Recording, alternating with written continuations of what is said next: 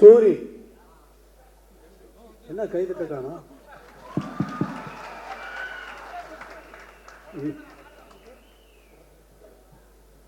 நீ கூப்பிட்டு வந்த ஆட்கள்லாம் தட்ட சரியா வேலை செய்யல பத்தியா?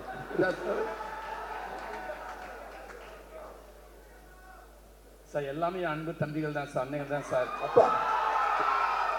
அப்போ உன் பேரை சொன்னவொடனே ஏன் கைதட்டில் விசில் அடிக்கல? இல்லைங்க சார், அது நீங்கள் பேசுகிறப்போ குறுக்கிடக்கூடாதுன்றதுக்காக அமைதியாக இருக்காங்க சார்.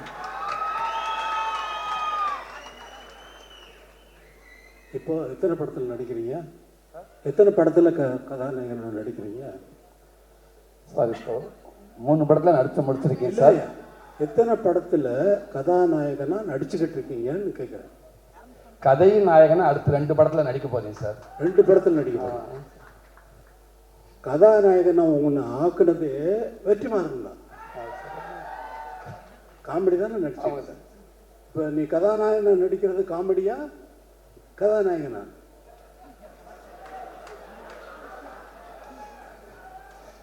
சும்மா சார் இதுவும் பதிவு தான் சார், வாழ்நாளில் மறக்க முடியாத பதிவு தான் சார். இப்போ எல்லா படத்தினுடைய ஆடியோ ரிலீஸ் மாதிரி இந்த படத்தினுடைய நடக்கலை.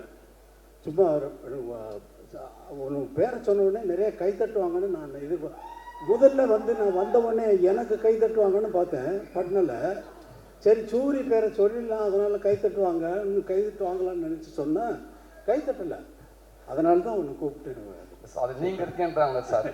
சார் எனக்கு எவ்வளோ எங்கேருந்து வந்து எனக்கு உங்கள்கிட்ட ஒர்க் பண்ணுறப்ப இவ்வளோ ஒரு பாக்கியம் கிடச்சி இவ்வளோ பரவாயில்ல சந்தோஷமாக இருக்கணும். என் இடத்துல அத்தனை பேர் இருக்காங்க, அதனால் அவங்களுக்கு அதே சந்தோஷம். என்ன பண்ணிக்கிட்டு இருக்காரு, எவ்வளோ கஷ்டப்பட்டு ஒர்க் பண்ணுறாரு அப்படிங்கிறது எனக்கு ரொம்ப நல்லா தெரியும். எவ்வளவு டைம் எடுத்தாலும் இது ஒரு கற்பனையை உருவாக்குறதுங்கிறது. இப்போ நான் ஒரு பாட்டு போடுறேன்னா அந்த பாட்டு அதுக்கு முன்னாடி அங்கே இல்லை. இப்போ ஜனனி ஜனனின்னு ஒரு பாட்டு போடுறேன்னா அந்த பாட்டு அதுக்கு முன்னாடி அங்கே இருந்ததா? எப்படி வந்தது? அதே போல தான் ஒரு படம் உருவாக்குறதும். வரேன் இங்கே வா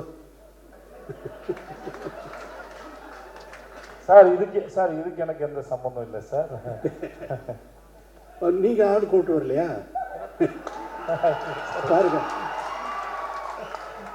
சார், பேசும்போது சொல்லிட்டாங்க சார், பாதில் தொந்தரவுக்கு மன்னிக்கவும் சார். என் மேலே கோவப்படாதீங்க சார். இல்லை நீங்கள் 2 பேர் உங்கள் 2 பேர் பேரை சொன்னாலே ஆடியன்ஸ் வந்து அவ்வளோ தூரம் ஆடியன்ஸை நீங்கள் அவ்வளோ தூரம் கவர்ந்து வச்சுருக்கீங்களா இல்லை நிஜமாக கூட்டு வந்தீங்களான்னு தெரியல. ஆனால் நீங்கள் தான் சொன்னீங்க எனக்கு. ஆமாம் சார், ஆமாம் சார். நீங்கள் தான் சூரிய வந்து ஆள் கூப்பிட்டு வந்துருக்காங்க சொல்லி. ஆமாம் சார், அவர் தான் எனக்கு சொன்னார். இங்கே இது விடுத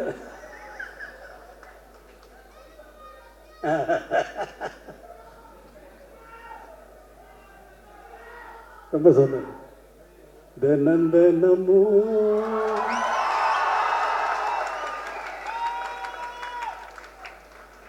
ஏன் நினைப்பு வளைக்கிறதே என்ன துளைக்கிறது. ஏண்டா இந்த உலகத்தில் வந்து பிறந்தோம்னு தினமும் ஏன் நினைப்பு என்னையே வளைக்குதே என்னையே துளைக்குதேன்னு நான் பாடுறேன். அவ்வளோதான். அதை வந்து தினமும் ஓன் நினைப்புன்னு கதாநாயகிக்கு போட்டாச்சு. அதை பாடுறதுக்கு சஞ்சய் சுப்பிரமணியம் அவர்களை வச்சு நான் பாட்டை எடுத்துட்டேன். எடுத்துனதுக்கு அப்புறமா வந்து வெற்றிமாறன் வந்து இல்லை சார் உங்கள் வாய்ஸ் வேணும்னாரு. அப்புறம் அவருக்குன்னு ஒரு பாட்டு மனசில் ஒரு மாதிரியாக இருக்குது அப்படின்னு சொல்லி பாட்டேன். மனசில் ஒரு மாதிரியாக இருக்கு. அமைதியாக கேளுங்க. மனசில் ஒரு மாதிரியாயிருக்கு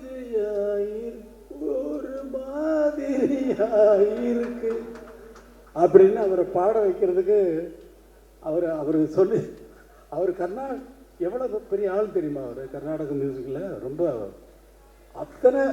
அத்தனை பெரிய வித்வான்கள்கிட்டையும் இருந்து அவங்க மாதிரியே பாடக்கூடியவர். அவங்ககிட்ட இருந்து என்னென்ன கற்றுக்கிட்டாருங்கிறத அவர் சொன்னார்னா நான் வந்து அவர் நாள் முழுக்க கேட்டுகிட்டே இருக்கலாம்.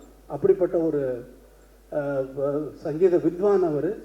அவரை கூப்பிட்டு சினிமாவில் பாட வச்சுட்டேன். இங்கே கூப்பிட்டு இழுத்து பிடிச்சி இங்கே வாங்க இங்கே வந்து பாடுங்கன்னு சொல்லி அவர் ரொம்ப நன்றி சஞ்சய் சுப்பிரமணியன். அதே மாதிரியா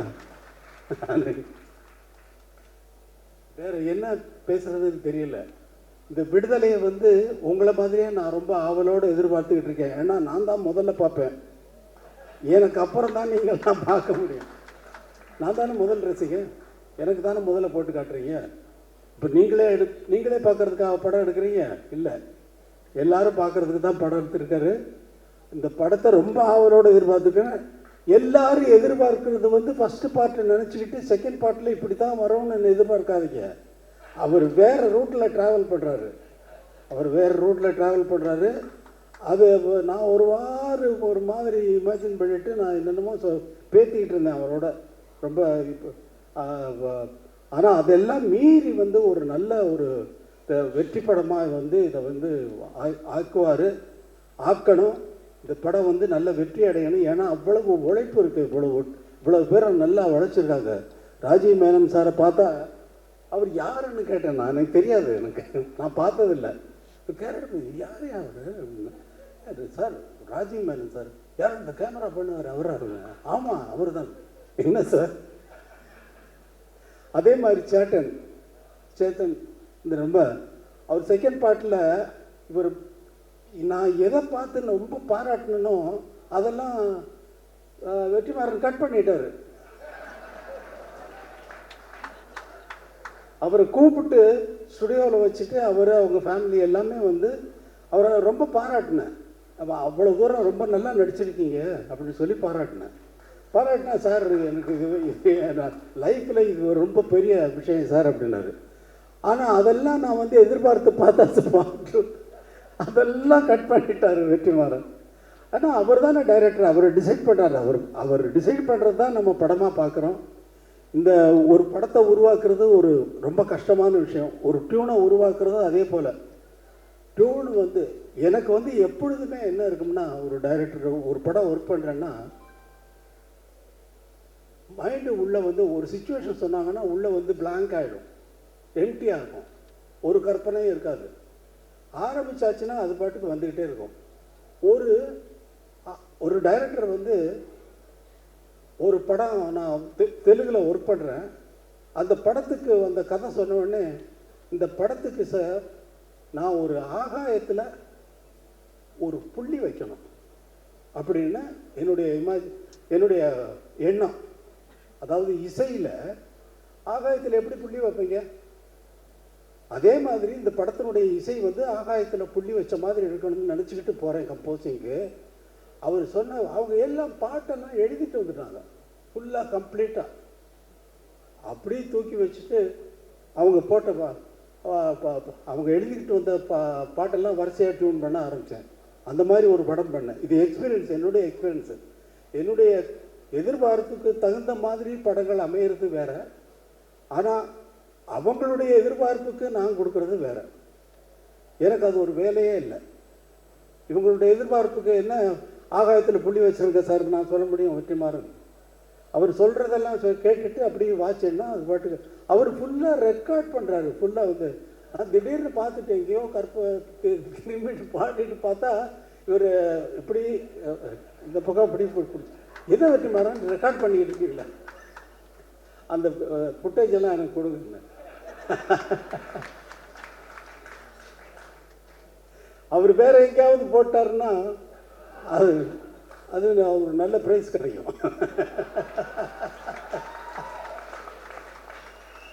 பிரைஸ்னா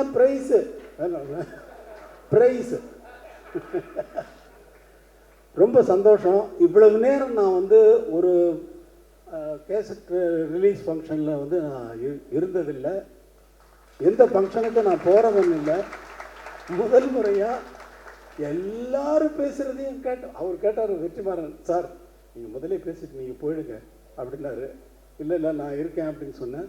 அதே மாதிரி எல்லாரும் பேசுகிறதையும் கேட்கறதுக்கு எனக்கு ஒரு சந்தர்ப்பம் இது வந்து இறைவன் ஏற்படுத்தி கொடுத்துருக்கான். தம்பி வாழ்க. உன்னை பற்றி அவர் சொல்லிகிட்டு இருந்தார் விஜய் சேதுபதி.